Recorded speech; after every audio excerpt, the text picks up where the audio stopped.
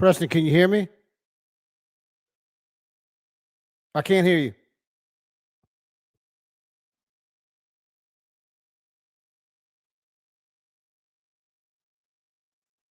Can you hear me? I can't hear you.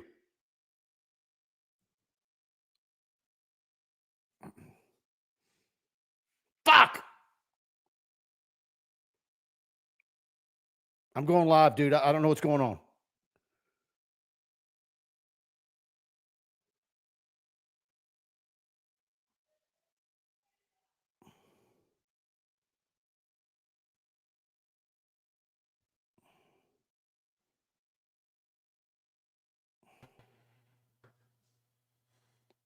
Mike, can you hear me?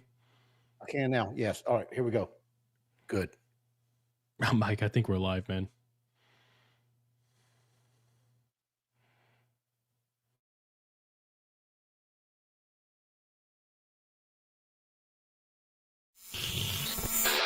And now, your official TigerBait postgame show with Mike Scarborough and Preston Guy starts now.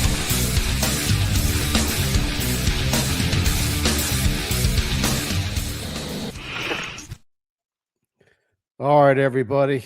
I think our start to the show is much like LSU's defense trying to stop Diego Pavia, and you heard me cussing a little bit, I think, just a minute ago. But here we are, LSU. LSU gets their second loss, and I think this is going to be one of the angrier post-game shows that we're going to be a part of in quite some time. I tell you what, I had several sources down on the field in pregame said this team was flat in pregame warmups, had no answers for Diego Pavia. I know you're missing Bernard Gooden and Whit Weeks, and then Tyree Adams was a hit. But you know what? That LSU offense did a lot today. Of course, both teams didn't see the punter till late in the game, and but you had no answers for Diego Pavia. The LSU defense was out there way too long, and then down the stretch, some questionable play calls, poor execution, a horrible penalty that took points off the board, and there it is. You lose to Vanderbilt, and the Las Vegas odd makers knew what they were doing. All right, Preston, give us your take. Well, you kind of wonder now, are we still spoiled, Mike? Is that still the case? You still spoiled, pointing out problems? Brian Kelly, his record at LSU away from Tiger Stadium is now 11-11. He is a 500 football coach away from Tiger Stadium. You're in your fourth season. You have a team that's built to win now. You've got, 8 seniors on this defense? Whit Weeks is going pro, so you're going to lose 9 starters on this defense, something like that? You're going to lose your fifth-year senior quarterback with 7,000 yards? You're going to lose all these wide receivers or seniors. But you're talking about how you're saying what I was saying in the press box leak last week, and you're acting like next year they can go 10-2. Well, I'm not going to rule out what's going to happen next year. It is a daunting task what they have in front of them. But Mike, you're missing what I'm saying. This team isn't built for next year. This isn't a next year roster. Right. This is a roster built to win right now. How much money did you just invest in the portal? How much money did you invest building this roster? How much money did you invest keeping Nussmeier on roster this year? And by the way, most of those millions of dollars, Preston, went to defense. Of course it did. But look how they played today. You've got the talent on offense, and by the way, they actually played well enough on offense, but it's almost like the signature of the BK era at this point. You take one step forward on one place where you're struggling, and then you take a step backwards somewhere else. You're just flat. You are plateaued. That is the Brian Kelly era so far. So what do you need at this point? Do you need more time? You've had 4 years. You need new coordinators. You've gotten to hire a pair on each side of the ball. Do you need more money? You've got $20+ million in NIL. Do you need more fertile recruiting ground? You've got the best in the country. Is LSU not a program with top 12 resources? Why can't you be a team that competes and gets to the top 12 and makes the college football playoffs? Guess what, guys? You're looking 7-5 square in the face, because if you can't beat Vanderbilt, you're going to beat Oklahoma. You're going to beat Bama. Bama took that team to the woodshed. Yeah. You're going to beat Texas A&M next week? Hell no, you aren't. No, the home team always wins between LSU and Texas A&M. I'm going to be real curious to see what the Vegas odds are on that one next week. LSU being a probable home underdog to Texas A&M. And I'm going to put this up just for you guys. There you go. -9.5. Yeah. There's your bowl. You're going to go 5-0 in meaningless bowl games this year, though. Yeah. How many opt-outs do you have for that, Preston? I don't know. But all right, let's get some comments. Jasper with a super chat. Thank you for that. And his comment is: elite defense outcoached multiple receivers open, including the tight ends. Perkin had quarterback on third down 4 to 5 times, but over pursued and 0 outside containment. No halftime adjustments on D. Squandered timeouts. Terrible coming out of timeouts as usual. This LSU football team is consistently terrible. Look, that you know what that does? That just kills momentum. Caden Durham gets you down there on a big run, gives you some momentum. And then what do? You call timeout. And then what does that give you? It gives you, what, 3 to 5 minutes of TV commercials? Kills all your momentum. You know, they're not doing that at Vanderbilt. How much better coach is Vanderbilt than LSU? How many millions of dollars is their roster? How many 2-star athletes just mopped the floor with you? By the way, okay? Half that stadium was LSU. Yeah. So it's not exactly like you went into a daunting atmosphere. I mean, you went to Vanderbilt, you went to Nashville. Half your stadium was your fans on vacation. Come on, guys. Dane Bergeron, fire Woodward's ass tonight for giving us this shit show. Brother Dot, incoming fire rant much needed. Bet it will be over 1,000 in the chat today. We'll see if we get there. I think this one's going to be you know what happens after a loss, particularly one like this one. Kelly Watley, LSU getting out coach way too much. Love the show, Mike and Preston. Thank you. Defense is garbage, says Music. Yeah, I mean, look, some penalties on offense, DJ Chester getting blown up, and you know what happens when you're late in the game and it's obvious you've got to pass. They could pin their ears back and you get a brutal sack there at the end of the time of possession. Holy smokes. How did that end up, by the way? Let me pull that up. Time of possession, right 36 to 23. Mopped. That is insane. Yep.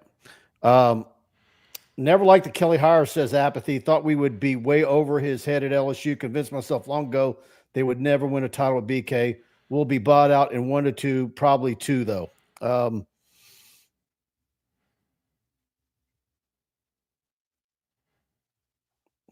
Defense only got 1 stop all game because of penalties. This is pathetic, says Music. Can't score more than 24 before it was 20. Stop moving the goalposts. Offense barely had the ball because of 20-minute Vandy drives. Brad David, embarrassing. Yo-Yo Sanderson, as a Notre Dame fan, I didn't come here to laugh at y'all. I came to say keep your heads up. Y'all only have 2 yeah, well, look, man. All right, hold up. That's how you know shit's gone off the rails. When the Notre Dame fans are done pointing fingers at you and coming to encourage you guys, that's embarrassing. Well, Notre Dame has 2 losses and they're going to the playoffs. Right. Come harass us, Notre Dame fans. Don't do that, man. That's how you know things are really bad. Their schedule's so easy as pie the rest of the way. By the way, they have to beat USC today. All right, we'll see how that goes. Yeah, that's like their only ranked win or possible ranked win this year, which I think you need at least 1 to make the playoffs if you're Notre Dame. But the sad part is Notre Dame probably is a playoff quality team. Their schedule's just not doing. Well, like I'm going to pick up what you were saying earlier, Preston. This team was, I can tell you what the thought process was in the offseason. You had Nussmeier. You were going to spend the money. A big chunk of the money became available when you lost a certain high-profile quarterback, Bryce Underwood, to Michigan, and that big pot of money made you able to go out and really blow it out in the portal. Yep, you got all these pieces, and now you're going to have one returning starter on defense. You're not going to have the returning quarterback. Obviously, the quarterback you have behind him, you have no confidence in, because there's been opportunities where it would have made sense to give him a look. Right. If you want to do anything different at quarterback, it's typically Jawan Johnson back there doing something unique. It's not Van Buren. How many wide receivers that have eligibility are going to hit the portal after what they've experienced this year in this offense? You're going to have to hire new coaches. You're going to have to hire new coaches. There's no way you can go in the offseason, regardless of whether they're being scapegoated or they deserve it or not. How many times we see Tommy Tuberville in his tenure? He did at least 2 or 3 times where he scapegoated half of his staff to save his own scalp. You're going to have to do something similar on the offensive side of the ball. And how many millions? So you spent over $20 million to probably go 8-4 with a 9-game SEC schedule next year, plus Clemson, who I know is going to be improved. I just know they are. All right. How many millions do you have to spend to go 8-4 next year? 30? Well, and I'm going to throw something else at you, Mike. We now have a precedent in college football outside of Texas A&M with their mad lad behavior a couple years ago, because they're just made of money. We now have a precedent in college football of firing a somewhat successful coach with mediocre results with a $50+ million buyout. James Franklin is getting paid more than $50 million to and by the way, coach no matter football. who you hire as an offensive coordinator, they're still going to have to run BK's antiquated offense. Just like any offensive coordinator that Les Miles ever hired. Well, Mike, who the hell is signing off on shotgun motion receiver plays on the 6-inch yard line on second down? You're down 10 points. You can't afford to get cute. People say, oh, well, Preston, the play design work. You got to get 6 inches. There's 75 freaking play calls that'll get you 6 inches, guys. Just do a QB sneak. Go forward. Don't run a formation where a bad snap can happen, where you have to go backward 5 yards just to get 5 more yards forward to get 6 inches of progress. Don't call motion where you might have a false start, guys. These are asinine decisions. Yep.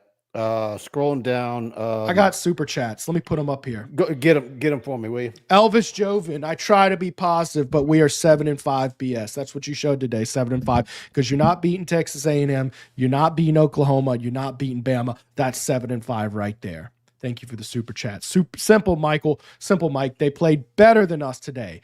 Where it is in the college football world. Thank you, Kenny Haines. Unofficial Kenny, and Kenny, I can tell you, Kenny will also recommend that you turn your attention to LSU baseball and the scrimmage tomorrow morning at Alex Box. Well, you saw the big baseball news today, huh? Going to the White If House? Jay Johnson wasn't already the uncontested best coach in college baseball, Tony Vitello reports are that he is being considered for the San Francisco Giants, a finalist for their manager position. So Vitello might be gone. So feeling good on the baseball mound.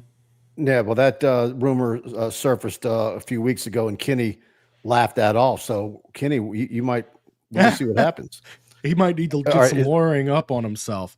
Travis Wilburn with a comment that I think is going to resonate strongly with me today. Constant blitz, no spy on a running quarterback, idiotic, particularly one with running with the mustard that Pavia It was reminiscent of Bo Nix in 2021, Diego Pavia.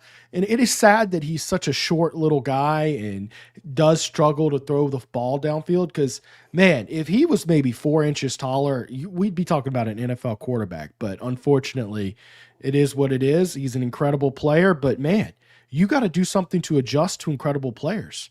I mean, this is Louisiana State University, guys. I mean, you're not going to come out here and say, well, he's a good player, so there's nothing you can do to stop him, so it is what it is. Well, you should have done more to stop him. Yes, I agree. Do a QB. I mean, especially with Whit Weeks out. And, guys, you're missing 4 key players on this defensive front 7. I totally get that.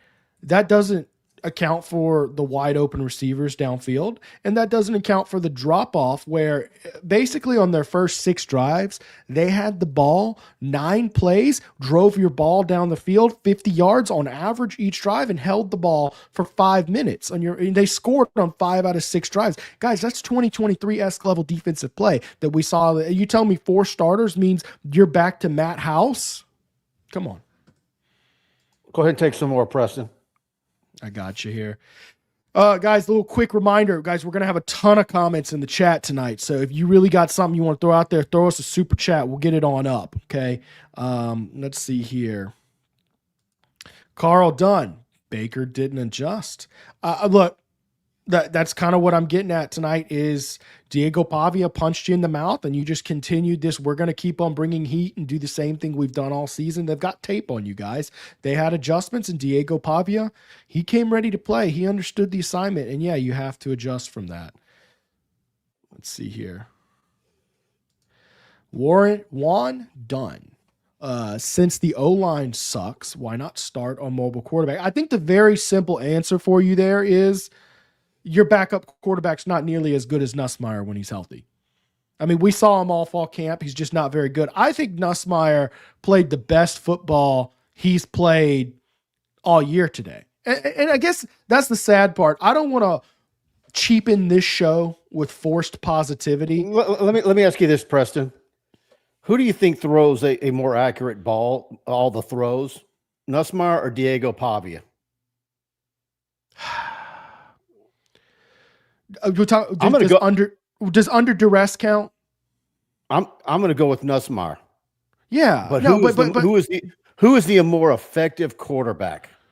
Today it was Diego Pavia. He ran for it's the legs, man. You got to have that in college football. I say it every week. I don't ever want to see LSU recruiting quarterbacks that can't run like Diego Pavia. Okay, Mike. I mean, that's why they're recruiting Peyton Pop Houston and got a commitment from him. Same Let me height, ask you this, 5'10", 5'10 and a quarter, and you know, Pavia's 205. I'm laughing because it's like he and I are basically the same height and weight. I interviewed Diego Pavia last year. I stand way over him. I'm 2 inches taller than him. He's a little guy, and you know he's doing. By God, pound for pound, he's playing his heart out there. Mike, let me ask you this: when you say running quarterback, are we talking quarterbacks with a threat to run? Think Joe Burrow. Think Bo Nix. Are we talking you want active runners, like guys like Jaden Daniels? I want active runners. Active. I want guys who are a threat to run, because if you look in the NFL right now, and if you look at college football, guys like Baker Mayfield having a lot of success. Threat to run. I think you need to be a threat to run. I think that's where we slightly differ there. Is I want someone who can run when it's open. You want someone who's running. Yeah. Let's get to some super chats. We got a bunch more. The same thing. We got a bunch of super chats here. CBS Sports reported that he's on the verge of signing with the Giants. Yeah, that's what I was saying. Yeah.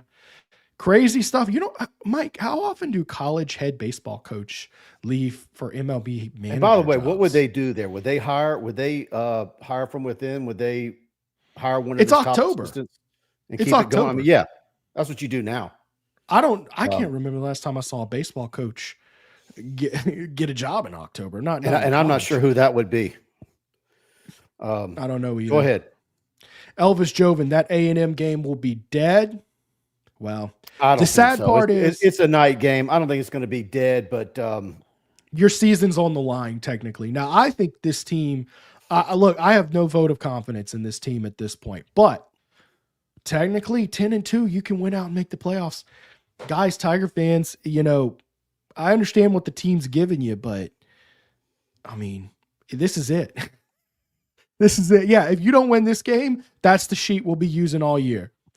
Yeah, we've already seen LSU predicted for the ReliaQuest Bowl a week or two ago in an early bowl projection. It looks like they're very much right on target right now. And when you play in a ReliaQuest Bowl, most of your stars that are draft eligible are not participating, and it's a who cares bowl.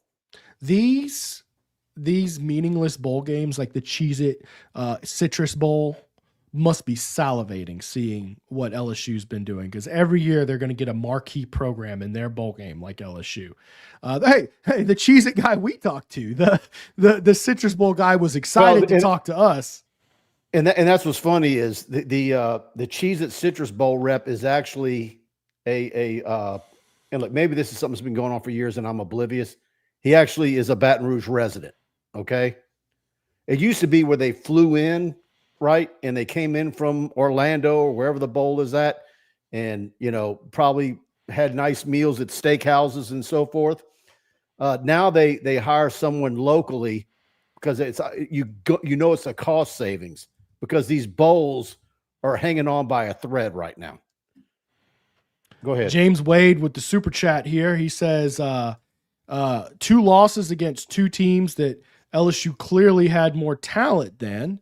Unacceptable. At least Ruston High had a big comeback win over Neville last night. So good for Ruston, man, doing it up there in North Baton Rouge. But I will say this, Vanderbilt, you clearly have more talent than. I'm not so certain that Ole Miss, you're clearly head and tail the more talented team, because what Lane Kiffin's building over there, he's got a good squad he's building over there. Look, we're obviously railing on LSU pretty hard. But look, let's give Vanderbilt credit. Good for them. They play like a team. They're well coached. They believe in what they're doing. They build upon their success last year. And now look at them. Where are they going to be ranked tomorrow? Yeah, we're probably where LSU's at right now. Probably number 10. Probably, yeah. If I had to guess. How about good that? For Vanderbilt. They might be on their way to the playoffs. I have not looked at Vanderbilt's schedule the rest of the way to see who's left on there, but they've already played Alabama. Already played LSU, and they're at where they're at. I mean, Vanderbilt, we very well could be talking about a playoff team. Not trying to soften the loss for LSU because it's inexcusable to lose to Vanderbilt, but good for them. At what point are we going to stop making excuses for BK? We're on it's year 4 of the same. I think we've had enough curse words this show, so I'm going to say ish.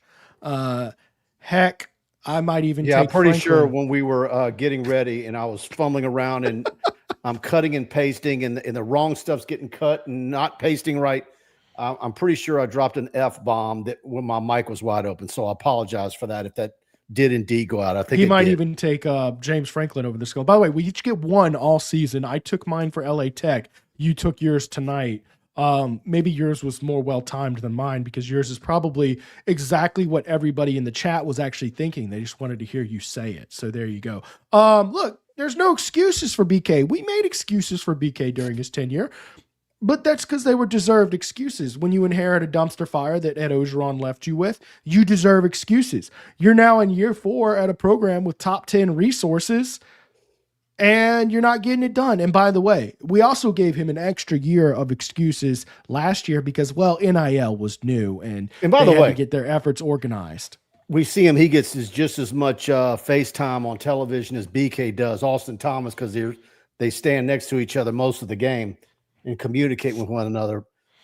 I feel sorry for Austin Thomas. Okay, the bang up job that he and his staff and everybody that does assist him in the building to make this roster what it was just insane. He's got to top that. I say it every week. He's got to do what he did last year. He's got to have more money to do it, for one, because he's got to not only rebuild the entire defense again, even to a higher level. He's got to do it on offense too, and you have to have a high dollar quarterback. What quarterback's going to get in the portal from whatever school that's going to be, who were the top guys last year, Preston, that transferred in and now are winning games elsewhere? Miami. Portal quarterback or Trinidad Chambliss. And by the way, Carson Chambliss, they beat out New Mexico and Western Kentucky in Temple for Ole Miss did. How about the job that they did finding him? Nobody big time wanted him except them. By the way, you know how much Miami paid for Carson Beck allegedly was $4.3 million. Yeah. So, and then he threw 4 picks last night. I mean, so, kind of is But anyways, what it is. LSU's going to need to spend $30 million to be respectable next year. Big man Fehoko and T-Bob are 100% right. Of course, that's Braden Fehoko, who went out and took a big stand against BK, and I'd say a lot of what he's saying is looking good. Ray Harton with the super chat told you guys it wasn't Notre Dame. It was a Brian Kelly issue. You know what, Raymond? Every day that goes by, you're beginning to look more and more correct. Here's the thing. I'm going to say this. From a media standpoint, Brian Kelly has been good to us. I've never had any issues with him. You can bring up the outburst with Cobble 3 weeks ago. I get it. Look, did I ever think that he would win an SEC championship or a national championship at LSU since he's been here? No, I did not. Did I think this team in the preseason could be a national championship team in the hunt, a playoff contender? Yes, I did. Boy, was I wrong. But I guess mathematically, Preston, they can win out, right? Yeah, mathematically, they are not dead. So mathematically, you should show up to Tiger Stadium next weekend and give all you can for LSU to beat them. But he has an excellent record at Tiger Stadium, by the way, Brian Kelly does. I think it's something like 21-2, but 11-11 on the road. Mike, how has nobody been talking about BK's inability to win a road game? That is miserable. Some embarrassing losses mixed in there too, by the way, including today. Kenny, that cap, that $1 million cap, that's just revenue sharing. Yeah, there's no cap on NIL. That's why. Yeah, and that's a big part of why, by the way, they wanted to bring revenue sharing in, because with revenue sharing, at least you can structure and regulate it. Okay, NIL is just whatever the heck donors want to throw at it. I mean, and. I don't know. Yeah, no, they can still pay whatever they want in NIL. Sorry, guys. Go ahead, Preston. Get some more in, will you? Yeah, you wait till I start choking. You say, let it rip. Sorry about that. The Fabulous Baker Boys, although I guess it was the Infabulous Baker Boys today. 11-11 on the road is pathetic. Yeah, I'm going to beat on my drum about that road record until I can't beat on it anymore. I mean, that's pitiful. I mean, there's no excuse to be a 500 road team coach at LSU after 4 seasons. There's no excuse for that. Let's see here. Here, we'll give some more Notre Dame fans their chance to shine. What time is Notre Dame play today? That must be a night game. That must be why they're blessing us with their presence. I've said it since he was at Notre Dame. Brian Kelly cannot field a complete team. It's either great offense, but no defense, good defense, but poor offense. He just doesn't have it in him. You know what, Justin? That resonates very true during his tenure. You've got the best offense one of the best offenses in SEC history paired with one of the worst defenses in LSU history. Then this year you've got an elite defense paired with an anemic offense. And then in this game, your offense finally turns it around and does a lot of good things today. And your defense looks atrocious. It's not only a season to season thing at this point. It appears to be a game to game point. Y'all do me a favor, hit the like button if you're enjoying the show. And again, if you're not subscribed to us and you're watching us on YouTube, please hit the subscribe button there. If you're watching us on Facebook, which we're also live streaming there, please hit the follow button and share the show to your Facebook feed. We're going to go for a good long while with you guys and let all of you vent as much as possible. Of course, we're brought to you each and every week on these post-game shows, and he's been sponsors for years. Let's hear from attorney Kenneth P. Haines. Kenny Haines is a proud 1989 graduate of LSU Law School with a passion for justice. Kenny stands out as the only lawyer in the state, board certified in both appellate practice and family law. Drawing from 34 years of trial experience, Kenny has navigated the most complex aspects of real people's lives. If you need help in Northwest Louisiana with a family issue, legal issue, or a highly skilled trial attorney, call Kenny 318-222-2100. And I also need to talk about Dykes Electrical, the official electrical company of TigerBait.com. No matter how big or small your electrical needs might be, Dykes is wired for success. You need a brand new 10-story office building, they can wire that. A 200,000 square foot warehouse that you need built, they can wire that. Expanding your existing commercial building, changing out a breaker, whole electrical panel, a receptacle, upgrading the old lighting in your home or office, they can do all of that. That's why you need to give them a call today at the number on your screen, 225-216-9180 for a free estimate on your project. And as always, with all of our sponsors, please tell them that TigerBait sent you in. We very much appreciate it. And of course, they're huge LSU fans over at Dykes Electrical. Let's see. We got some more supers you need to get to, Preston. Let me see if I got a super chat here. I have one more NIL stuff from the unofficial official attorney of TigerBait.com. Oh, wait. This one. No, they can't. LSU can't pay. Well, LSU's never been able to pay NIL. It's been from the collective, which LSU basically tells them exactly what to do, but it's technically a separate entity. It has to be legit NIL past NIL past. Kenny, there's the revenue share. A player doesn't have to do anything for the TV revenue share. Yeah. It's the now, but if Robinson Brothers wants to give a hotshot quarterback a new F-150 Raptor, and that quarterback appear in TV commercials, that is over and above the revenue sharing for that player. And so, yeah, that 21 million is basically the minimum wage. That's the guaranteed money. Yeah. The NIL stuff, but then it'll go to that. Then it'll go to that clearinghouse, and they'll decide whether the amount the business is paying that athlete is legit based on what that athlete's providing.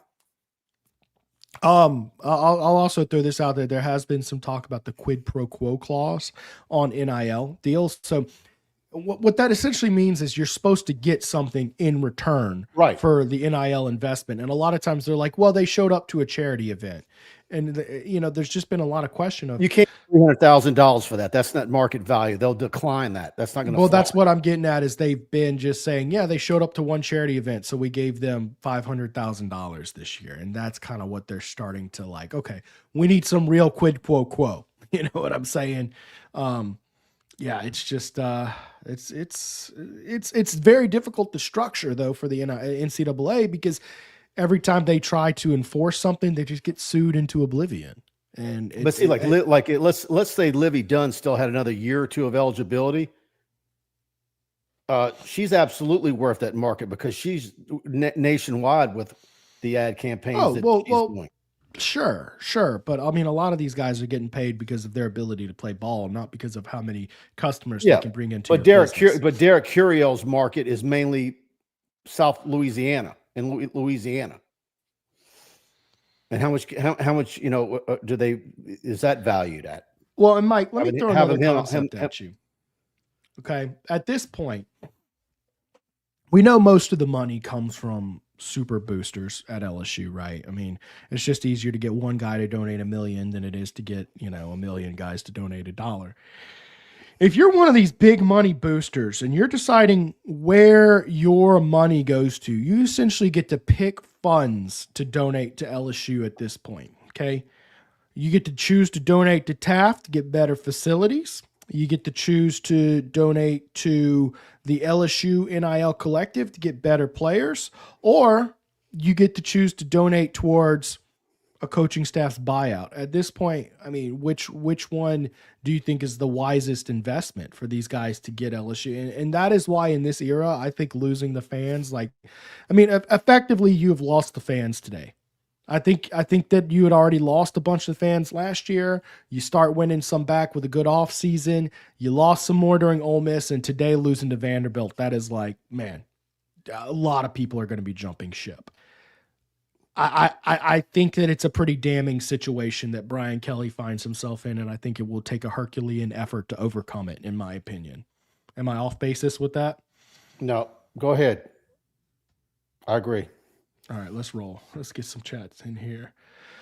Could this season have the opposite action and turn boosters into average Well, what I'm getting at is essentially they're just going to change which funds they're donating to. I'm going to tell you this, that every man ain't donating. They're going to pull their money away. But the big donors, I think, are going to start having some conversations with Woodward. I'm not saying it's done or anything like that. I, for the record, I don't think 7-5 gets Kelly fired this year. Do you still think that's the truth? I've always thought that you have to weigh some of this stuff out. Okay. By BK coming back, holding on to BK for another year, and everybody's saying that you can't get rid of him to the end of next year. Why is that? Well, because that'll be 10 less million you owe him. All right. Well, if in the offseason you go out and hire a new offensive coordinator and you end up getting rid of Joe Sloan and you have to buy out the rest of his contract, how much is he owed? How much is he owed? Has he got another year or two left on his $1 million deal? Joe Sloan probably, I mean, he makes $1 million a year, something like that, and probably not much of it's guaranteed because he wasn't a high profile. It's all guaranteed. All those contracts are guaranteed. Then $3 million. All right. Well, then you got to go give another OC this anybody that's going to move. Yeah, you got to go pay. Yeah. All right. You're going to have to pay $2.5 million for an OC. Yeah. Right. So, and you're going to have to, what, you're going to get a new wide receivers coach, a new offensive line coach as well. And you need a new offensive line coach. That's for sure. Okay. All right. So what's the total on all that? Plus on those new coaches, plus the ones you have to buy out. Let's just call it. I bet it's more than $10 million. Yeah. I was going to say, let's just call it 10 million. So if you don't think BK's the guy now and you go 7-5 and you just think it's an exercise of futility and you're delaying the inevitable, like Matt McMahon, like most people think about the LSU men's basketball program, that if he doesn't make the NCAA tournament, and what are the odds of that he's going to be gone in March? Okay, well, then that's the math and the calculation that they have to make. It's a disgusting amount of money in a state like Louisiana. But boy, you're looking around and you're seeing what these schools are doing, and you're like, okay, you know what if these were professional franchises and you put a dollar amount on what they're worth, right? Yeah. The LSU brand is worth a ton of money. And they've done that before. There's calculations that you're not taking it into consideration. So I believe they branded LSU as like $1 billion franchise brand. I'm not saying you fire him, but I'm saying you do the math and it's not 100% that you just say he's got to come back for another year. Hunter Bankston says you can't make $10 million a year and lose to Vandy and not pay for you. Yeah, that's kind of what LSU's at. You went and you got your big name coach. You fired a coach who had won a championship. Look, we can all sell. We can have a big drive through at the on Nicholson Drive. We'll all get our world's finest chocolate and pizza kits and have car washes on the weekend. And I guess that's how you raise the money around here. Well, Mike, and someone put in the chat here that, you know, a $54 million buyout is essentially with 100,000 people showing up, that's $500, you know. So, you know, that's probably about half of what LSU charges for a season ticket. But yeah, I don't know. I mean,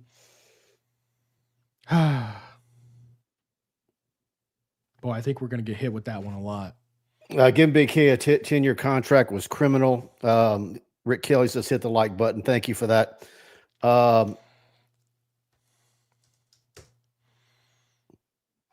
Look, I'm telling you, they're doing the math. I'm not saying that they're going to make a move. But if you go 7-5, you're doing the math. And then if you're doing the math, you've got all the scuttlebutt out there that in no way in hell would Scott Woodward be allowed to make the next hire. And what does that mean with Board of Supervisors and your governor, Jeff Landry? Because then that's another decision. You know how much money Scott Woodward makes? Do you have to buy him out as well? I would imagine Woodward is one of the few ADs that will get one botched football hire. And why do I say that? Well, number one, he has a history of pulling in big name hires, although they tend to be bigger names at hiring than when they actually perform. But number two, Woodward is a guy who has hired Mulkey. He has hired Jay Johnson. He has 3 national championships to his name. The problem is his half the work was done for Kim Mulkey, and Jay Johnson was actually hired by. Was it? What do you mean half the work was done for Kim Mulkey? She's from Louisiana. Kramer I get that. I get that, but and by the way, and there was a big storm in Waco, because she was throwing a fit about the new arena not being on campus, and they were getting after her about spending too much money, and look, there was a lot of undercurrent, and the time was right to strike to pull her away. Okay, I'm just going to leave it at that. That I do get. I'm just saying it's not like she hadn't been reached out by LSU before. It's not like she hadn't been there 20 years in Baylor, and then finally LSU finally pulled the trigger and got her over here. But it's still, I still give them credit for that hire though. And by the way, there was zero fight on their side to prevent her from leaving, which was great for LSU, because what a treasure she's been for LSU. Yep. And look, I'll say this too. I mean, just looking around at the coaching market in college football, it does appear that, first off, there's going to be a lot of openings this year. Florida's about to come. Stephanie Rimp, who's now at Nevada, was the one who got Jay Johnson. Of course, look, the buck stops with Scott Woodward. He gets credit for all of it. I'm not saying he doesn't get any credit, but Stephanie Rimp was a big part of that. Mike Scarborough, who was the mastermind behind hiring Coach Jay Johnson. Stephanie Rimpey, who was before Kelly Zinn. Go get Joe Brady or Jimbo. Well, Joe Brady, I think, is holding out for an NFL job. I think his dream and passion is to be an NFL head coach. I just don't think he likes the recruiting. By the way, I'm going to throw something else out there. We talk about this $21 million media share, revenue sharing. Guess where the LSU baseball team is in the SEC with the percentage they're getting of that $21 million? They're either 11th or 12th. Interesting. So Jay Johnson's got to go out and raise that money to offset that, to stay on track and compete against his peer group in the SEC. How do you like those apples? Someone brought up, I've been waiting for some comments about the actual game to get to. I try not to deviate too much from where the comments want to go. How does no one get fired for that punt with 3? I thought that was soft. Soft. It's 4th and 8. You're at your own. What about your defense told you were going to stop? You got to stop the drive before, because Richardson gifted it to you. You weren't stopping Diego Pavia and Vanderbilt to save your life, and it proved. Now they took a kneel at the 1-yard line, embarrassing you. They could have gone up 2 scores, and Diego Pavia is literally sliding to get the 100% victory instead of the 99.9. Punting with 3:42 to go, soft. I don't know who the hell signed off on that, but there's just no way. And yeah, I get that if you don't get the 4th and 8, it's over. Guess what?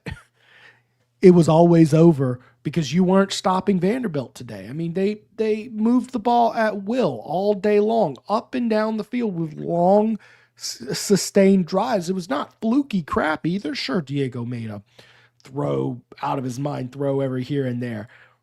They were whooping your tail, okay? And to punt there, yeah, it's a surrender punt. That's exactly it is infuriating to me. Your life on the line, playoff spot on the line, because you're not winning out with this schedule. Okay. If you can't beat Vanderbilt, you're in big trouble, and you decide to punt down 7. Really?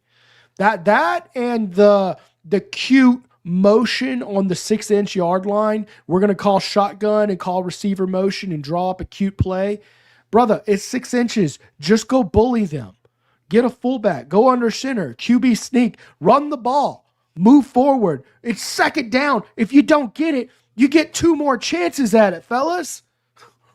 What are you doing? Anyways, I thought there was some very questionable coaching decisions today. But you know what's not a questionable decision? Going to Capital City Grill. Mike, tell them about it. Yeah, absolutely. You see it on the screen. Head over there for brunch tomorrow. They got the best Sunday brunch in Baton Rouge. Located, of course, at 100 Lafayette Street. And most of you probably been there for their great lunches during the week and on weekends. They got great club sandwiches, burgers, and so forth. But their brunch menu on Sunday from 11 to 2 is exceptional. And the chicken and waffles you see there is fantastic. They got eggs Benedict and many more items. If you go to capitalcitygrill.net, you can see the menu. Head over there. And again, I tell y'all, you're going to be so full, but do yourself a favor, get that carrot cake to go. And you see the dream cake up on the screen. But the brunch is from 11 to 2. Get down to 100 Lafayette Street in Capital City Grill. And need to talk about Genesis of Lafayette, one of our great sponsors. Look at that, 2.99 APR for 60 months on the GV80. You cannot beat that. Genesis of Lafayette, they sell more Genesis vehicles than any other Genesis dealer in the state of Louisiana. Located at 6600 Johnson Street in Lafayette. Believe me, I don't care if you're in Monroe, New Orleans, Maringouin, it doesn't matter. Get over to Genesis of Lafayette. Let them earn your business. The GV70 is the best small SUV in the luxury segment. You can get beautiful interiors on both the GV70 and the GV80. Jaron Guidry, the sales manager, and his team are ready to help you. And great certified pre-owned in stock and always running these 2.99. You cannot beat that for 60 months on both the GV80, that's a 2025, and you can get it on the 2026 GV70. All right, Preston. We got a lot of comments. I had one pulled up, but then 1,000 more came in. All right. Here's one. Travis Wilbur, you fire BK now, you may get rid of some of these coaches as well, which would cost more money. It's all or nothing, honestly, because of the amount of cost. BK can't fire anyone. Yeah, and then if you're Scott Woodward and you're like, okay, I don't want to eat these contracts, but you've got to make some changes, because if you don't, the offseason around here is going to be unbearable. And and look, perception is everything. Whether you think Joe Sloan is just having a rough time because BK's meddling in the offensive line or whatever, if you end up going 7-5, you're going to have to make changes. You're just going to have to. Some serious ones. But here's the deal. I think what'll be telling, if they don't fire Brian Kelly. Mike, do you remember when if you go 9-3, if they end up if they go 9-3 and only lose one more the rest of the way, and they're not in the playoffs, you're going to have to make changes then too. Mike, do you remember when Ed Ogeron had to fire Bo Pelini? And do you remember what Woodward's response was to that? It was, you can fire him. Sure, we'll pay that buyout. I ain't giving you another $2.5 million to go buy. You got some position coach, Durante Jones, from the Minnesota Vikings. You didn't go get the best coordinator in college football. He gave you a mediocre contract. He basically gave you what you would expect from a lower tier Power 5 school budget. He gave him a low amount to spend on a coach it was a death sentence. It was we have no faith in you. We're not wasting money on you to go get some high profile guy just so we can fire you 4 games into the 2021 season. It was a death sentence. It'll be interesting to see if BK is returned. Do they give him faith and say, here's another $2.5 million, go get the best OC you can get? Or do they say, hey, bud, here's $1 million, go get Jake Peets with a low buyout? Because we're already paying a buyout right now. Yeah. Mike Minville says that was a touchdown, Preston. We're talking about the cutesy Joe Sloan special motion play on the 6-inch yard line. Mike, it's 6 inches. There's 75 flipping combinations that'll get you a touchdown. If you can't get 6 inches from a variety of plays that aren't super complicated, that don't involve calling shotgun, that don't involve pre-snap motion, those plays are susceptible to pre-snap penalties. By the way, shotgun means you go backward 5 yards just to go move the ball back forward 5 yards where you started. My point, Mike, is sure, you got the touchdown drawn up. But it is a play design in its very nature has a higher rate of pre-snap penalties and mistakes happen. By the way, shotgun, you can't have a bad snap if you're snapping it under center. I'm just saying. Anyways, there's a lot that can go wrong with a play yard. It's not rocket science to get 6 yards. Stop giving them a ton of credit because the play drew up worked and would have gotten a touchdown without the penalty. You called a play that was more likely to get a penalty when you needed 6 yards. It's just asinine. And sorry about that if I was a little aggressive at you there.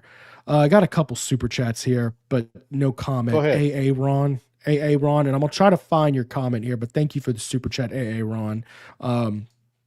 And Jasper Lavoy. I'm going to try to find if they had something nearby. If y'all have a comment, I'll be on the lookout. Here's Jasper Lavoy with a comment right before his super chat. We never should have let Coach O insult Aranda and drive him off. He's an amazing D coordinator. If we could get him back and lock in a head offensive coach who knows how to get a lineman to coach. Well, I don't know if Dave Aranda would want to come back at this point. Certainly not as a coordinator. And here's AA Ron right after his super chat. What are the chances Nick Saban comes home? None. He's done, guys. I mean, he's retired, and he hates NIL. He hates the NIL. He hates the portal. He's not coming, guys. Nick Saban's not walking through that door. And anybody who I mean, look, certainly send his agent an email and say, hey, buddy, you want to right the ship? But it's going to be no is the answer. Just move on from that no. LSU is the new Texas 8-4. 8-4 would be an improvement this year. For LSU to go 8-4, they're going to upset someone. They're going to pull a win out of their hat that they didn't deserve. James Wade. Where would LSU rate as far as right now the most disappointing teams in college football? I mean, well, you got Texas. Arguably, LSU is more disappointing than Texas, and you've got Penn State. I'd say LSU probably wasn't as disappointing as Penn State, but maybe top 3 most disappointing teams in college football. Is that fair? Yep. Boy, that's one thing Brian Kelly's in the top 3 at. There we go. Let's see here. MVB. James Wade, I appreciate your comment, and I always appreciate your good football insight, but I don't know that Michael Van Buren saves you at this point. I think Michael Van Buren would have made things worse today. I don't know that that's the solution. The solution is you need to play complete team football. You need to be more consistent across the board, and that starts at the top, guys. I mean, when your defense has been dominant all season, you lose a couple more players, and all of a sudden you go from dominating to atrocious. That's not Nussmeier. I mean, am I wrong on that, Mike? I mean, Nussmeier was fine today. Yeah, I think the defense was the big disappointment today. Look, there's a handful of things, play calls, timeouts, penalties at the wrong time on offense. But overall, today's loss is the defense just unable to come up with any solution for Diego Pavia. I mean, the dude was unreal today. Rum says preferably Kiffin or Signetti, and I'm not going to comment specifically until there is a job opening, but I will say this. There's a lot. Signetti's 64 years old. He is, and he just got a new deal. He ain't going anywhere. But do you know what the buyout is on that deal, Mike? $16 million. Okay. When you're talking about $100 million contract, $16 million ain't stopping. Let's see how it plays out, and then we'll have a whole bunch of people saying he's not a fit down here because you went and hired a Yankee again. You know how it goes. Yeah, I do, and there's probably some validity to that. But Kirk Signetti, if you Google him, wins a lot of football games. He's a pretty good coach. But anyways, my point in bringing that up is there's a lot of good coaches that are possibly available. Now everybody's mentioning Dan Lanning. I think with Dan Lanning, you don't really get it if you're bringing up Dan Lanning. Dan Lanning looks at Oregon as the number 1 job in the country right now because he has Nike money in an era where money wins football games. So I don't know that Dan Lanning is an option. And I'll also throw this out there. You do have to ponder just how favorably LSU is perceived on the job market compared to where it was 5 years ago, simply because before it was recruiting geography was king for getting good players, and now money is king. And I think LSU might be top 15 in money. I think LSU was a top 5 job. I'm just pondering. That's all I'm putting out there. I think LSU's still an elite, great job. I'm curious if it's still perceived as elite as it was 5 years ago. Dane Bergeron with the super chat for $10. Fire Woodward's ass tonight. He gave up this ish show. I think you meant to say he gave us. I'm sure there's a lot of people feeling that way. I'm of the belief, though, that Woodward is in the minority of ADs that will get one botched football hire and get to make another. Let's see here.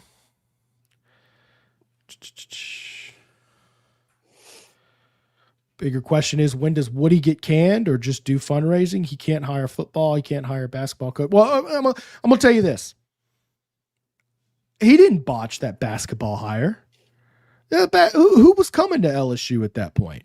I mean, Mike, am I completely off basis in saying that? Well, you had the whole deal of the looming NCAA and what you were going to get, and it was very, very reminiscent of when John Brady got the job because of NCAA violations and postseason bans and all that back in the day. And you thought you'd go out and hire a coach from Samford, and he'd after a few years he'd be a stopgap guy, and you'd go hire somebody else. And he ended up having a great recruiting class with Stroubes, Swift, and the Baton Rouge area had unbelievable talent for multiple years in a row, and he ended up going to the Final Four. I don't see any of that happening from Matt McMahon. But Mike, at this point in the year 2025, why is LSU basketball an elite job? It's not. Right. So what were you going to support? You hired the best coach you could give, and the only reason you were able to give him is you gave him this ludicrous 7-year, whatever, $32 million contract. You're going to have a doubleheader in Smoothie King, a doubleheader. Women play first, men are second down in New Orleans at the Smoothie King, December or whatever it is. It's a Saturday, same day as the high school championships. And I'm telling you right now, the crowd will be 2 or 3 times larger for the women's game, and then everybody's going to leave, and there's going to be hardly anybody there for the men's game. When will Preston reach out to Driscoll and make amends? Tip the cap. Yeah, I think it's fired. I think y'all already did that. Here's the deal. We reached out over DMs, and he said, he's not going to make a public beef or whatever. I'm a little mad at the way he handled himself on that show. I probably should have handled it, but I never disrespected I never intended to disrespect his takes as an analyst, at least during the show. If BK gets fired, I'll do something public. I'll put it out there, whatever, if he wants me on his or him on mine, whatever. That's fine. Let's see here. LSU has a perception of money that reality doesn't measure up. I wonder what he means specifically, because there's a lot of money going a lot of different places. Coaching money, player money. Well, there's a perception that there's endless money that's not factual. That's correct. Yes. And that's what I say. LSU might be top 15 in terms of programs with money. I'm not sure that LSU is just has these deep, does LSU have more money than Oregon? Do they have more money than A&M? Do they have more money than Texas? I just more money than Ohio State. I just don't think LSU's quite up there. Thank you for the super chat, Kenny Haines. Woodward has botched 2 football coaches, Preston. He is a modern-day Joe Dean. Fire him and make Kim Mulkey interim AD. Yeah, he's only hired one. Man, I will never. He's never going to be compared to Joe Dean, the all-time worst AD in the history of any athletic department. I'm sorry. He did hire Jay Johnson. He did hire Kim Mulkey. I'm not going to say he's awful, but at this point, it's hard to support the contract that he did give Brian Kelly. He hired Jimbo Fisher at Texas A&M. And at the time, like us, we all thought it was a great hire. He thought it was a great hire. Guess what? Jimbo Fisher had success early on. Then after Woodward left, they decided to give him an absurd extension, and that's how Texas A&M got stuck with that buyout. That was not the contract that Scott Woodward gave him. So I don't think that necessarily the buyout A&M got stuck with was on him. And they had a minimal amount of success with him. I think they went what? Yeah, what was that? Saw 9-1. No, hold on. This one here. Kentucky basketball spent more on their basketball team. What did I read today? $30 million they spent on their basketball roster. Well, Mike, it makes you wonder though. Is it going to be possible to be? What is Matt McMahon's roster? 9, 10? It's not good. Whatever it is, it's pretty low. But it was actually considered that you had really got yourself at least to the middle of the pack, or maybe even the upper half, and you're probably nowhere near that now. Woodward isn't going. Let me. Man, my mouse is going. I got another super chat here. I'll do this one. Go ahead. Open Bayou. This is Woodward's second botch. He hired Jimbo at A&M and then fled to LSU to give BK the same contract. Again, I already talked about that, so I'm not going to repeat myself. By the way, when BK was hired, are you kidding me? LSU just went and hired the winningest coach in college in Notre Dame history. After you thought you had Lincoln Riley, and then you went and got him. Every talking head in the country, other than saying that they probably didn't think it was a fit, was just couldn't believe it that LSU went and got that kind of hire. He did it at A&M. The Jimbo deal was huge for them. But what it shows you is you go get these big name coaches at a high dollar amount. There's no guarantees. That's right. Yeah, that's absolutely right. And, these are hires that are criticized in retrospect, not at the time. Although Notre Dame fans were criticizing us for doing it, praising us. Yeah, one by one, you watched all these Alabama coaches because they were Nick Saban proteges fall on their faces. Yeah. You would have never guessed, of all the guys that had ever been on Nick Saban's staff, that Kirby Smart, the least impressive one of all of his assistants and coordinators, was going to be the one to break out. I don't know about that. I mean, Kirby Smart was, I know. 3 national championships. It wasn't unimpressive. It's just he stayed there for so long. You never thought he was going to leave. Preston, Kirby Smart, of all the Alabama assistants, no one would have said that's going to be the guy of all of his assistants he's going to leave. I'm debating the unimpressive part. I mean, he won multiple championships as a defensive coordinator. And have you ever watched him speak? I'm not saying he was that. Here at LSU. He was here at LSU. Saying he was very unimpressive. Was by no means an unimpressive assistant. Yes, he was. All right. Well, I'm just gonna agree to disagree because we're talking about a coach who led how many championship defenses? Did you see the 2011 defense? Are you listening to what I'm saying, Preston? I get he was at Alabama, of all the guys who got hired, I get it. He didn't have the charisma. He would be the last one that you said. He didn't have the charisma. You were going. I'm talking about his results on the field were impressive at Alabama. No, he was an assistant. His results on the field at Alabama were as good as everybody else's. It was an assistant under Nick. That's not his results. That's Nick's results. I get it. But he did. I mean, that 2011 defense was, my God. Anyways, I can tell you right now, there's no way anybody would have said that Kirby Smart's going to be more successful than Will Muschamp. No way. Vincat Iyer with this $1.99 super chat. I'm gonna go try to find your comment there, Vincat. There must be some sort of thing where you accidentally hit the button without a comment or something like that. I'll go hunt that down. Preston, DD Bro got Kim Mulkey. Shaq wrote the check. LSU could have Mulkey a long time ago, but would not pay her what she wanted. There you go.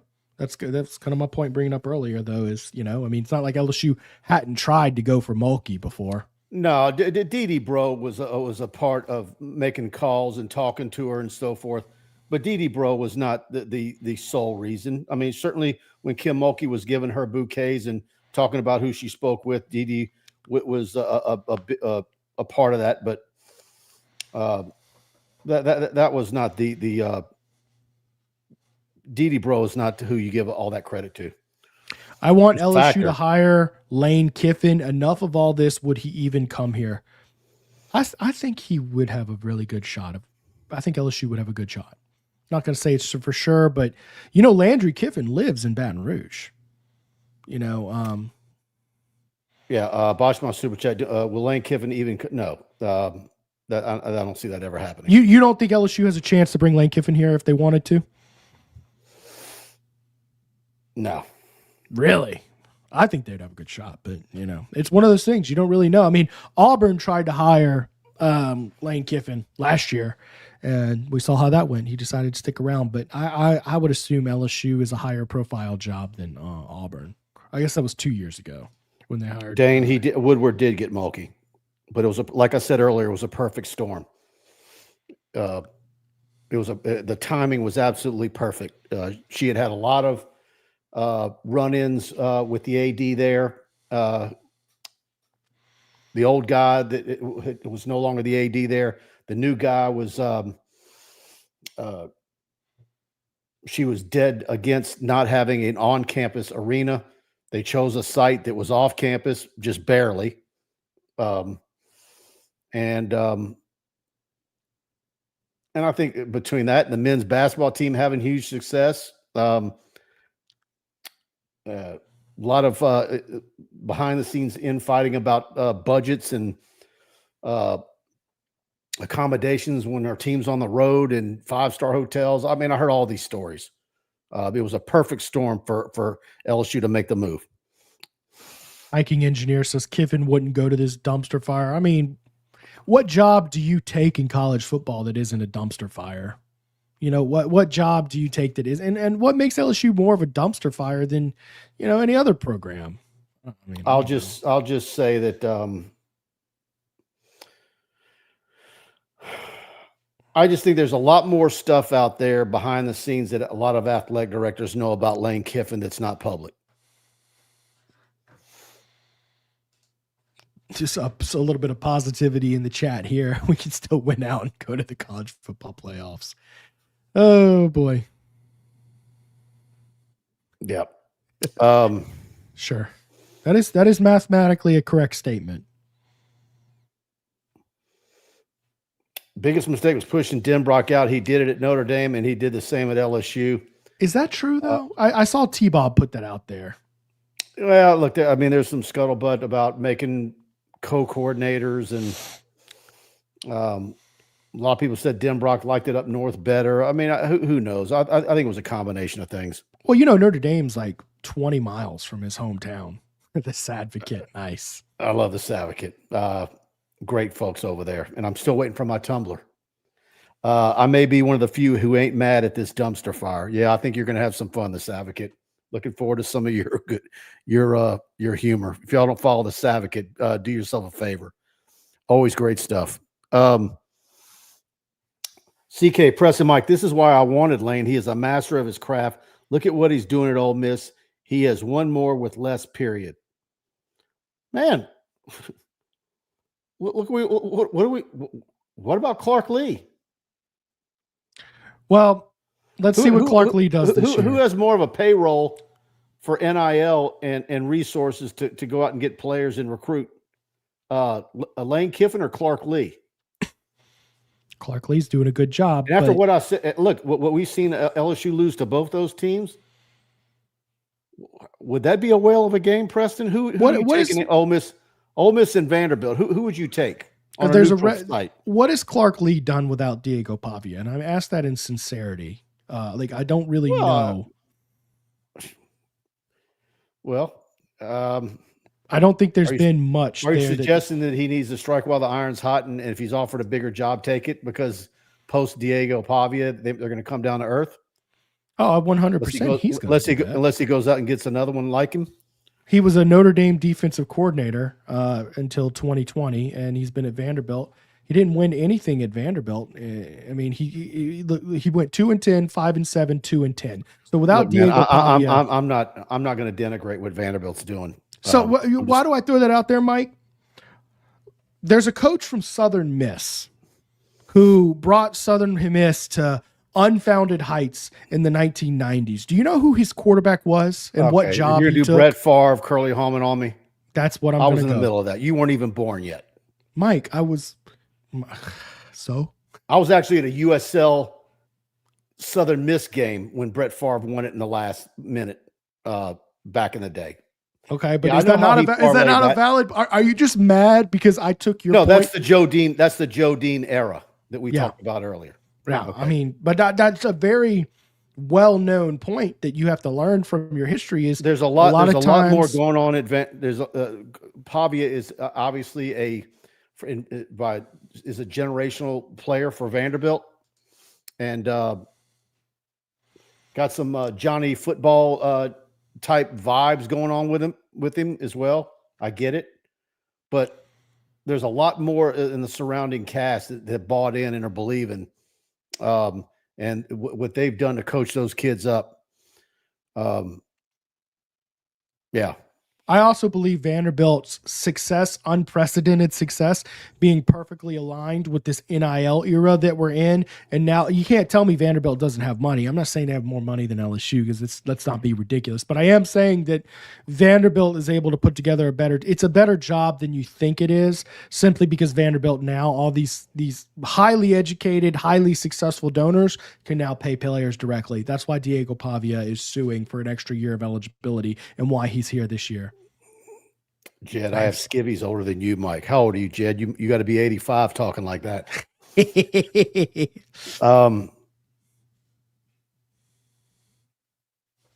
So he's the kind of guy you get mad at me for bringing up Curly Hallman and all those old coaches for LSU. He might get mad at you bringing up Gaynell Tinsley. Yeah. Carlos Sue Denbrock has been an O-line coach. BK, for some reason, has always been enamored with hotshot young OCs.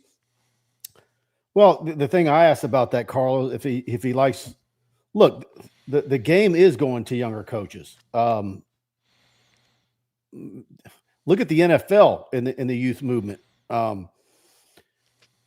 But sometimes you also have to wonder, do you want to go young because it's easier to manage them because they're being forced to run your offense. They're not exactly allowed to come in with their own system and you stand idly by. Where does BK spend all of his time at practice? Standing right next to Joe Sloan every day. I also think a lot of people like to go young because they like to go with the unknown quantity versus the retread coach, right? It's actually kind of rare that a coach who has had opportunities to be highly successful in his career turns it around and turns into an elite coach. I mean, look at, many examples of coaches who have been fired from Power 5 schools. I believe since 1991, there's been 2 who went on to win a national championship. And then one of them was Ed Ogeron, who ended up getting fired anyway. And the other one was Todd Monken is incredible. BK turned away Todd Monken to hire Tommy Reese. Yeah. BK likes yes men as his OCs. Yeah, that's been a running theme when talking to my Notre Dame sources. And of course, some of you Irish guys in the chat know it as well. Give us Drink from Missouri. And again, I keep on talking about there's a lot of good coaches out there. If you ask me to put together, if there were a move was made on BK on my short list, Drinkwitz would be at the top of my list. And attainable, right? Huh? He'd be the top of my list.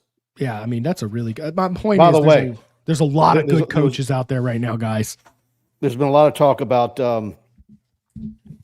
go cheap and hire from within a Blake Baker, and you can get him for make him head coach for $5.5 million plus incentives, and use the rest of the money for NIL, right? After a performance today against Diego Pavia, does that where's Blake Baker's stock right now? Yeah, it's funny that one football game can really change your impression of a coach that drastically. He had a lot of injuries too. but still. Four key injuries. You lost Whit Weeks, you lost Jamari Butler, Gabriel Elliford's of course been out for the season, and who else am I thinking here? Oh, Bernard Gooden was a massive loss as well. And you started seeing guys you haven't seen play all year, like Walter Mathis doing his thing out there. Yeah, it just not a good game. All right, listen up, Tiger fans. Going to tell you about the best place to get all your officially licensed LSU gear. It's Alumni Hall on Perkins Road. Many of you have been there. Beautiful store, jam-packed, wall-to-wall LSU gear. They've got all the good stuff, the Peter Millar, Southern Tide, Johnny O, all the Nike gear. Shop at their store at Perkins Row, and like I always tell you, the discount code, all one word, TigerBait. Use it every time you buy something. That code's good forever. In-store, online, use code TigerBait, and you're going to get 10% off every time you buy something. You get free shipping on all orders over $99, and they've got all the football jerseys, all the LSU baseball jerseys, the great high-end polos. They've got everything. Quarter zips. We're about to have weather in the 50s next week, low 50s. So they've got the quarter zips, the pullovers, the hoodies. They've got all the new stuff that you're going to want. And so get over to Perkins Row. And like I always tell you, the great thing about Alumni Hall is that if you order anything online, it's shipping from Baton Rouge. It's not coming from, Connecticut or Vermont or wherever. You're going to get it pretty darn quick. If it's on the site, it's in stock. So Alumni Hall and Stroubes. Get over to Stroubes, a great steakhouse here in Baton Rouge. That cowboy ribeye on the screen is certainly my favorite. One of your premier steakhouses, seafood and steakhouse in Louisiana. 107 3rd Street, downtown Baton Rouge. USDA prime black Angus steaks, 100% certified Wagyu New York strip. They got the dry aged pork chop, black truffle, lobster pasta, redfish, duck Louisiana, steak Diane, and more. Book your reservation online tonight at Stroubes.com. Make sure to let them know TigerBait sent you in. And just great, phenomenal seafood and steaks at Stroubes downtown. All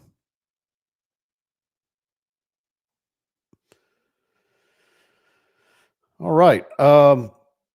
You see, you got a super chat? I just see. You want to get it? Yeah, I do have a super chat here. I was going to put it up here. Team has quit. Perkins played his worst ever. I want to say Harold Perkins, his outside contain and disciplined football, he's just running like a madman, as if Diego Pavia doesn't have jukes for days. Play disciplined football. Adapt to your opponent. Not every opponent is going to be this quarterback with no core gravity center of movement. And I mean, it looked like that defense they didn't have their normal dudes out there, and they quit and decided that because they can't play the way they normally play, they're just going to try the same thing over and over again, keep on running like a madman and not have any adjustment. Mike, did you know there are 2 college football teams who have not scored 25 points against an FBS team this year? Yeah, I saw that graphic. Yeah, you know who probably based on what show you're watching, you can guess that LSU is one of them. Do you know who the other is? No. UNC. North Carolina, Chapel Bill. So that's not what's going on in North Carolina right now. That's not the company you want to be sharing this season, guys. Zach Martin was kind of wild. BK's coaching tree is probably the best in the game. I'd say Saban's got a pretty good one, but, sure. When I asked you earlier, who's the most disappointing teams in college football, and I keep saying it, I've said it now for several weeks, is disgruntled as people around here. How disgruntled are they in Austin, Texas? Very, very, but at least they beat Oklahoma last week, and they're in the top 25 now. I mean, I guess LSU will also be in the top 25, but boy, the way LSU's team has looked, it feels a lot worse than 5-2. Yeah, because you're looking down the line, and you're like, where are the wins coming from? Arkansas, Western Kentucky, what else? There you go. There's your bowl game right there. Heard BK has accepted an invite to the Poop Tart Bowl. I actually wouldn't mind the Pop-Tart Bowl. If you're gonna just go to a meaningless bowl game, which they're all meaningless now, go to a fun one with a mascot you can eat, you know? There's your choices, folks. We've already seen one outfit predict LSU in the ReliaQuest Bowl a week or two ago. That'll get you excited.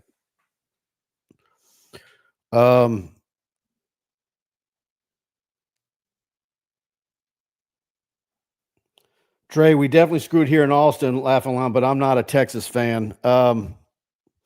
Texas Tiger, they are not beating Western Kentucky. Whoa. Is Western Kentucky good or something this year? Hold up. She got it. Mike, I'm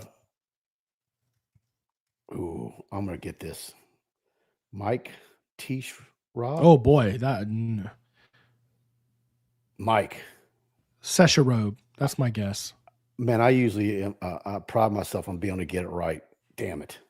Tishrobe. Tishrobe? Tishrobe. Tashrobe. I'm going to say Tashrobe. That's my final guess. Thank you. You tell me if I got it right, Mike. We can't score from inside the 2. We can't execute in the red zone. It's pathetic. Mike, can you phonetically spell it for us? I'm dying to know. Ron Star, how sad is it to watch this game right now unfold and Lane Kiffin and his team with lesser talent is in a dogfight in Athens, and they actually look like they know what they are doing?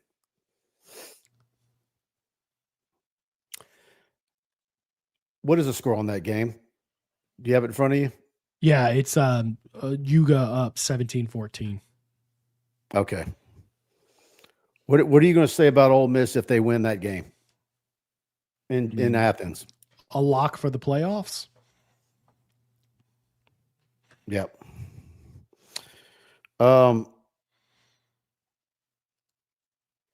Does Napier get fired? Let's see what the score of that Florida game is right now. Yeah, they lose to Mississippi State. He's getting fired tomorrow. Yeah, for sure. I actually have heard win or lose, he's fired. So I think Napier's a dead man walking, essentially. I mean, if Florida, like LSU, is a school with every resource you need to be successful, there's no excuse. So, yeah. And look, let me tell you this. One of the interesting things I've enjoyed doing the last couple of years is I actually do the away coach press game at LSU games. I'm one of the only LSU media guys in there. And that allows me to hear a lot of off-the-record conversations from Florida media and other media members, South Carolina media, etc. They are not happy in Gainesville. They if you think things are bad here in Baton Rouge, Gainesville, these guys are ready for him to be gone. Yeah, they were kind of like when it was 2016 LSU and Auburn and the losing team, their coach was getting fired the next day. They really were not happy with Florida beating LSU last year and whatever, and on down the line. They wanted Napier done a year ago and probably even well before then. Florida's 2-4 this year, man. And they're playing Mississippi State right. Napier's done. Call me Larry. It's crazy to me how many people are surprised we lost. What has this team done to make you think LSU was going to win? Well, I didn't expect. I think the surprising thing is I thought the defense was going to be for some more their punter to get a little bit more work today. I mean, he almost didn't. He almost got to the point where he could have taken his pads off, and he might have been. He was close to being safe, not getting put in the game. I think the offense was improved. I mean, man, what a day Harlan Berry had. We hadn't even talked about that. I mean, Caden Durham averaged 8.4 yards a carry. Harlan Berry 5 yards a carry. With a long of 10, by the way. So it wasn't one big run or anything. It was just consistent good running from him. Yeah, I mean, they ran the ball well. A lot of the progress they've made in that South Carolina game carried into this game. I thought this was the best offense look. Nussmeier, 225, 2 touchdowns. He looked really good, 19 of 28 passing. Trades Green, incredible game from him. I mean, I thought that coming out of that South Carolina game, the offense showed me enough to have faith that they might be turning the corner. What completely blindsided me today, call me Larry, and I think rightfully should have blindsided everybody, was how inept you were defensively. I don't think anybody saw that coming. And I think if you were Nussmeier's quarterback rating was higher than Pavia's. Yeah. But it's the wheels. It's Pavia's wheels. 17 for 86, 2 touchdowns. And by the way, a lot of those passing numbers, how many of those passing numbers came from his wheels? Nussmeier's got a better right arm than Diego Pavia. Right. There's no doubt about it. But Diego Pavia is just he's a dog. He's a dog, man. He's not afraid when he sees Harold Perkins coming with a head of steam. He's calm, cool, collected, and he's making plays. Yeah, this is what drives me crazy. Brian Kelly obsesses over killing offensive momentum by constantly going hurry up inside the 5-yard line and then changing. It's always a mess. And LSU is the worst team with burning a timeout, and then what they call and how they perform coming out of a timeout. Just awful. And they overthink things in the red zone, man. I mean, this is just such an overthinking team when they get in scoring position. Felix Gregoire. BK needs to go. He cannot win big games. Jed, Pavia has swagger. Yes, he does. Armani Hayes, do we need to only play and go after portal linemen on the O-line because these 5-star linemen and redshirt freshman linemen are killing me? Mike, you had the 3rd overall pick of the NFL draft playing left tackle for you last year, and you couldn't run the flipping ball. At what point are we going to stop saying, well, man, we need to get better offensive line? You've had 8 NFL linemen drafted in the last 5 years. 8 NFL players drafted. Y'all do me a favor if you're enjoying the show. Please hit that like button and subscribe. If you're watching us on YouTube, hit that notification bell. And if you're watching us on Facebook, be sure that you're following us. And also go over to YouTube and subscribe to our YouTube channel. We got a lot coming your way. Over there. Let's see. 8 NFL linemen, and we're still talking about getting Brad Davis some better linemen. I mean, come on, guys. At a certain point, just accept it for what it is. By the way, I think if BK were serious about wanting to turn this team around, because I still think this roster is playoff roster. Let me tell you this, Mike. Do you think this 85 players that they brought together, is these 85 good enough to make the playoffs? No. Oh, I disagree. I think the 85 are good enough to make the playoffs. No. But, I mean, you know, I think if you're serious about getting there, I don't think your offensive line coach now. You're not doing anything with that offensive line coach. Yeah, I'm sorry, Brad Davis, and I don't have anything against Brad Davis as a person, but look, hold up. Come on, Preston. Those O linemen are trash. Okay, maybe these offensive linemen are trash. Was Will Campbell trash last year? Was Emory Jones trash last year? Was Miles Frazier's trash last year? I think they're taught wrong. I was talking to a former quarterback, and he was telling me, he goes, in his opinion, he told me that the RPO offense and when LSU's in that, it really takes away your offensive line's tenacity. And I can believe it. It affects you in your run game. Because they've got to guard so heavily against being, an offensive lineman downfield.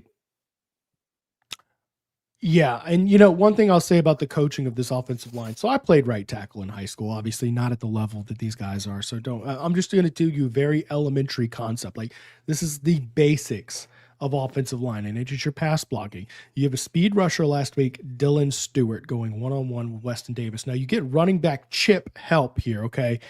Weston Davis took a very shallow kick slide there, essentially limiting himself to get the right hand on the left shoulder of Dylan Stewart there, and he's relying on a big chip block from Jawan Johnson. Well, Jawan Johnson gives a very weak one, basically just kind of uses him and pushes him off to get down with his route, and then all of a sudden you've got one hand on the right shoulder of a guy like Dylan Stewart because your kick slide was so shallow you had no depth to give yourself room. Why are you not giving yourself center gravity? Why is your kick slide so shallow? That is poor coaching directly. Even I know that with my limited experience playing offensive line. When you've got a speed rusher, you have to kick slide back to give yourself depth and adjust accordingly. By the time your center of gravity and balance is off sides and you're giving himself outside leverage, you'd rather give him inside leverage than outside leverage as your right tackle because you've got a guard there. You have nobody on the outside. You don't give up outside leverage to save anything. Okay, so just seeing that elementary pass blocking stuff going so awry tells me this is an extremely poorly coached unit. Maybe the talent isn't where it needs to be as well, but you've got a lot of 5-star guys. You've had a bunch of NFL guys, and it's just not going anywhere. And what's the one consistent? For the last half decade, you've had one offensive line, and for the last half decade, you had zero consistent running game threat from anybody. 2 head coaches, by the way, during that time. And basically, the only time you've had a good running game was a handful of games with Tyrion Davis-Price. And don't say that that was great that year because it was inconsistent as all hell. All right, that was more reminiscent of crappy defenses letting him do his thing like Florida. Okay, so that's my rant is you can tell the poor coaching. But you know where you're never going to get poor coaching? Whoever's coaching the kitchen there at Baye's Oyster Bar. That's it. 315 North Boulevard. That's your oyster spot in Baton Rouge. Again, it's the former Jolie Pearl. They got the freshest farm-raised oysters from Grand Isle. No mud, no grit, just clean, delicious flavor. If you're not into oysters, you can get their unbelievable boiled shrimp. I've had it. They're fantastic and really seasoned well. Their turkey brie and bacon sandwich is my favorite sandwich in Baton Rouge. And they've got a classic roast beef po' boy. I'm telling you, I need to upload a photo I took of it. I'm telling you, there's at least a pound of beef on that thing. If you eat that for lunch during the week, you're going to be looking for a nap at your desk. Fully stocked bar complete with top-notch bourbon, whiskey, and a massive craft beer selection. So don't miss out on Baton Rouge's newest oyster spot and let them know TigerBait sent you in. You want to get a few more comments in, Preston, before we get out of here? This one here at Preston. What coach on offense has been good? Not even Frank has. Well, I think Frank has recruited pretty well at running back. Now, I'm excited about Harlan Berry. I think Harlan Berry is going to be. You give him time when he's next year and he's 205. I joked the other night. Get him on the same weight program that you got Derek Curiel on, who put on 20 pounds since the College World Series. Wait! You're seeing it now. Wait till he's got the weight on. He's going to be one of the best running backs in the country. I hate Frank's running back rotation. I hate how slow he is to go with running backs. I hate how he takes guys with the hot hand out of the game. I hate a lot of his running back rotation, and I've hated it for many years. That being said, I think overall he's done a passable job. I think Frank and Frank's also lost 2 pretty good running backs that he recruited, JT Lindsey and Trey Holly here recently. So, of the guys, he gets more of a pass. I'm trying to think. Cortez Hankton, I believe we're second in the SEC in drops this year for LSU. Obviously, I can't really sign. I have. By the way, how hard is it for Frank to recruit a top running back going forward? How hard is it going to be to get a portal running back that's got options? This is a top flight because they're going to need 2 of them in the portal. I'm told they're going to 2.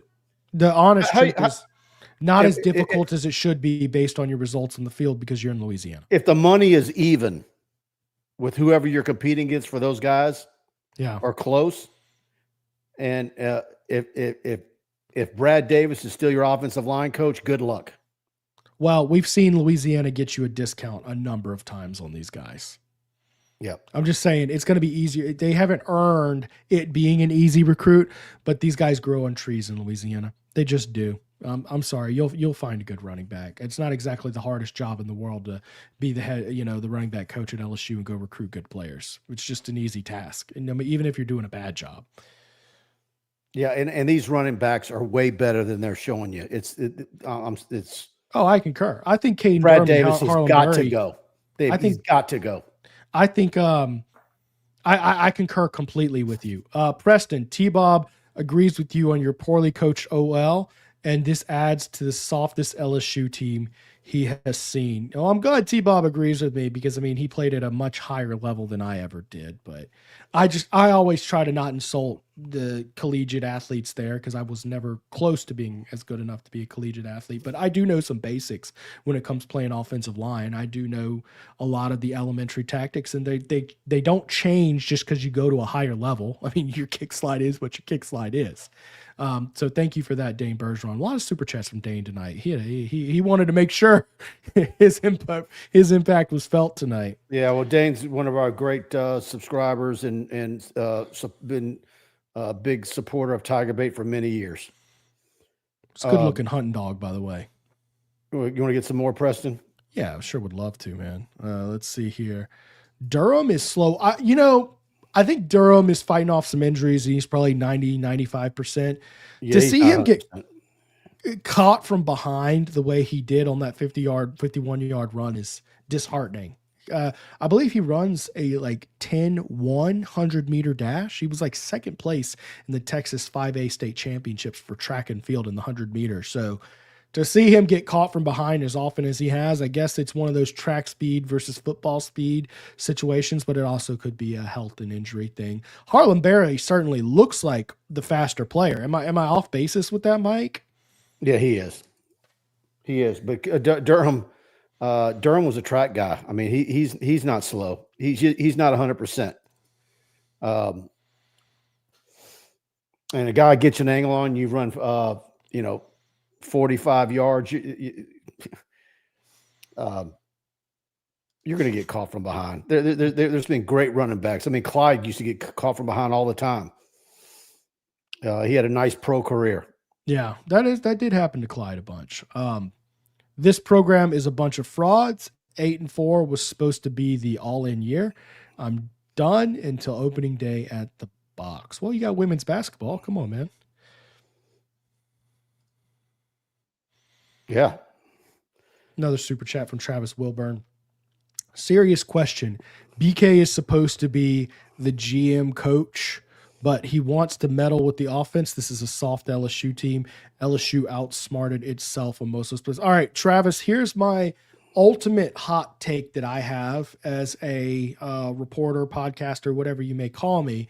I believe when you are complaining about your head football coach getting involved with offenses or defensive play callings, that is a symptom of a bigger problem in that why is your head football coach, his football knowledge not improving the situation instead of making it worse?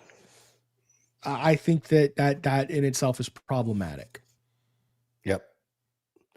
All right, Preston, let's get out of here. If y'all enjoyed the show, please hit the like button. Thanks to everybody who participated. Thanks for all the super chats. Brian Kelly's post game is up on our YouTube channel. He went for about 7.5 minutes. He was kind of short today. And we've got some player interviews about to be loaded up as well. Brian Lazar's instant analysis is up on tigerbait.com. Please go subscribe. Try us out for $1 if you're not subscribed. And appreciate all of you guys tuning in today. And it's about to get, I think, real spicy around here, as our buddy Sanji says. Preston Show, LSU Football Fix, 8 o'clock Monday night. Buddy and I'll be in Wednesday night at 6. And it's going to be a very interesting week. And we're going to see how LSU gets ready for Texas A&M and if they can bounce back. Do the wheels come off this thing, or can LSU bounce back and make this season respectable? We're about to find out. All right, everybody. Enjoy the rest of your weekend as best you can. Good afternoon.